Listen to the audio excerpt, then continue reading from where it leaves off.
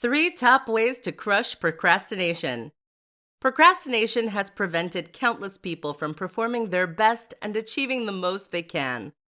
Imagine how much more you could have done this year if you got back every single hour that you spent procrastinating. This is something many of us fall victim to, and it's something few people know how to overcome. Listen up then, and we'll take a look at some of the best ways to overcome procrastination. 1. Do the best task first. Tip number 1 is to work on a task that you enjoy and that isn't too daunting first. If you're about to start your working day and you have a large list of jobs to do, you may find it tricky to know which one to do the best. Starting with the easiest and most fun task actually makes a lot of sense. That's because this is the task you'll find it easiest to start.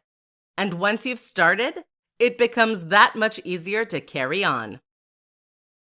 2. Leave something incomplete. That last tip might have struck you as being at odds with the most typical advice. It might even feel like cheating. If so, you may find this next one even more surprising. Try leaving a job incomplete.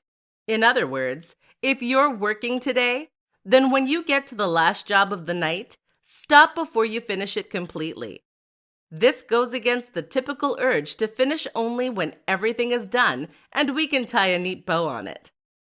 But what this actually accomplishes is to make us feel a kind of anxiety when we begin work the next day. We hate leaving tasks unfinished, and therefore, you'll find that you feel a strong urge to leap straight into work when the day starts. It's surprisingly effective. 3. Practice.